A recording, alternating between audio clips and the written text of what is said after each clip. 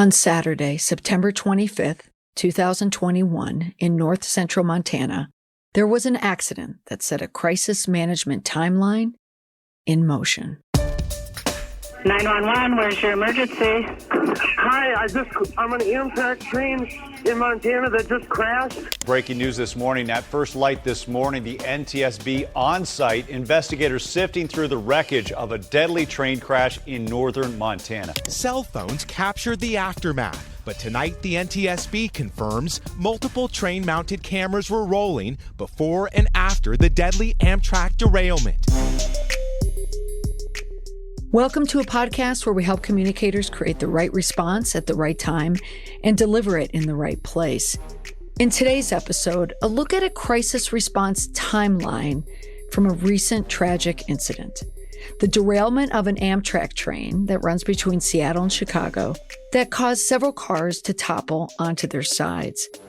In this episode, I'll share with you the immediate steps Amtrak took to respond to this crisis that offers a timeline to follow if you ever find yourself managing an incident, managing the media relations, the crisis relations, or both, especially if you work for an organization that has more limited communication resources. As I mentioned, the derailment happened on Saturday, September 25th. The westbound Empire Builder train derailed about 4 p.m. near Joplin, a town of about 200. The accident scene is about 150 miles, 241 kilometers northeast of Helena, and about 30 miles, 48 kilometers from the border with Canada. So here we start the timeline.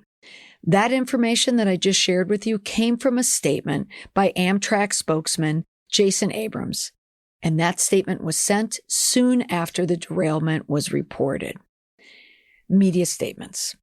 Let's discuss what they are for a moment.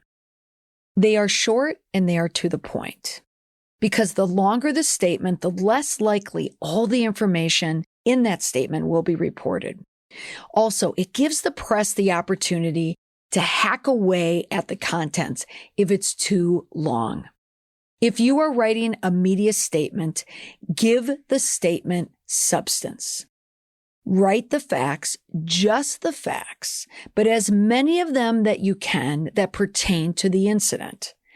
Think of the media statement as you writing a story for the reporter. You're laying everything out in mostly a paragraph. And before you send it out, you'll want to get leadership and legal to sign off on that statement. Now, keep in mind, a media statement is not a press release. Press releases are longer and more detailed, and they're usually written to announce an event or a launch. So think promotional. A statement, on the other hand, is a reaction to an event. A press release wants to make news. A media statement controls it. All right, next, on to the website. As soon as the statements were released, the Amtrak website, amtrak.com, updated the information directly onto the website. If you went to their website, you would see an alert about the incident. At the top of the website, there is a red banner at the top of the home page. There is an explanation mark or point, however you call it, in a circle. And there's an arrow pointing to the Empire Builder derailment in Joplin, Montana. The Empire Builder, that's the name of the route. You click the banner, that red banner, and it will jump immediately to a pop-up, not to a page, but to a pop-up. And in that pop-up is the most recent media statement. Also, on that pop-up, they added all the adjustments that were made because of that incident. And they use the word adjustment, not cancellations, but adjustments. That's managing the expectation of the customer, someone who's going to that page, who's wondering, if the train is still on time. So in this case, In the adjustments, you read the cancellations, the delays of the other routes, the 1-800 number for customers, and a note stating that Amtrak will provide additional details when they are available. It's that use of that pop-up is a tactic to keep the crisis under control. It is pointing people, it's pointing the press, the customers, people affected by the derailment directly to one page, not to a website, but to one page. Now, next, it's September 26th, the day after the derailment. And if you go to the Media Center page, so that's media.amtrak.com, you'll see a message from the Amtrak CEO, Bill Flynn. You've heard me talk about this on the podcast many times and in my book as well. Really, the book is just a guide for leadership communication, indestructible communications for leaders. And this is a tactic that I like to see in any crisis. Any client that I work with, this is a tactic that we're using. In the case of Amtrak, Bill Flynn, the CEO, is front and center. You go to that statement, you're going to see a photo of Flynn. Not your typical bio photo. You're not going to see this photo on LinkedIn or in the Wall Street Journal. It's a CEO looking straight-faced. He's wearing a black pinstripe suit with a light blue tie. I don't know this for a fact, but this photo to me is the concern photo. It's the incident photo. It's the crisis photo. It's a photo you want to see when something has happened. Under the photo is his statement. Let me read you the first sentence of it, his statement from Bill Flynn, the CEO of Amtrak. We are in mourning today for the people who lost their lives due to the derailment of the Empire Builder train Saturday near Joplin, Montana, on the BNSF Railway, as well as the many others who were injured. We have no words that can adequately express our sorrow for those who lost a loved one or who were hurt in this horrible event. They are in our thoughts and prayers. Wise writing to put thoughts and prayers at the end of that first statement. Starting with our thoughts and prayers as your first statement, it's too much of a platitude nowadays. That's an excellent first statement. The next section. We are fully cooperating with the investigation, working closely with the National Transportation Safety Board and the Federal Railroad Administration, so on and so forth. We share the sense of urgency to understand why the accident happened. However, until the investigation is complete, we will not comment further on the accident itself. Do you follow what Amtrak is following in this statement? It is straight from, well, I would like to think it's straight from my plan, but my plan, the indestructible PR response is exactly how it is written in this statement. If you notice, the first step, one, is own it.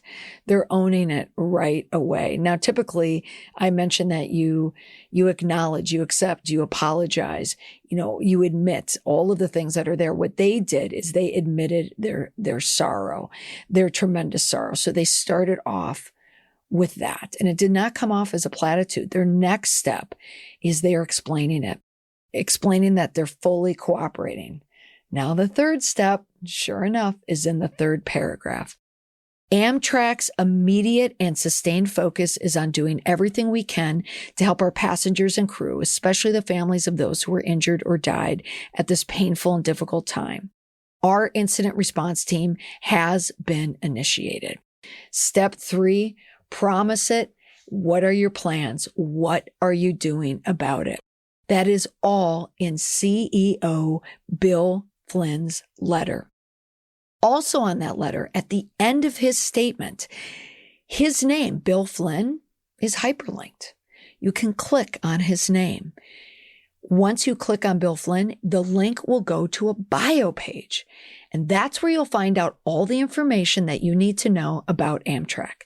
Whether you're in the press, you're reporting on it, you're doing a story on it, whether you're a customer, All of the information is listed in a pull-down menu that's open to the press and to the public. Everything they need by way of background.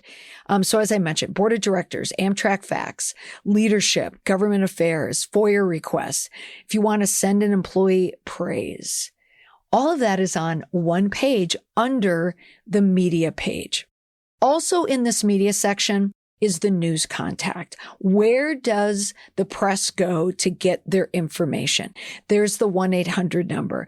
There is the email. Also a mention that it is not monitored after headquarters business hours. And then it explains when the headquarters business hours are Monday through Friday. For real-time service information published 24/7, follow, where do you think you go?